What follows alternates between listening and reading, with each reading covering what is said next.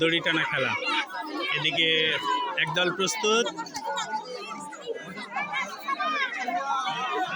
ওইদিকে আরেক দল প্রস্তুত। দু দলের মধ্যে দড়ি টানা। আসলে বৈশাখের উৎসব বলতে যা বোঝায়, এই পাহাড়ি বা নৃগোষ্ঠীর কাছে না আসলে ঠিক তার প্রকৃত স্বাদটা পাওয়া যায় না।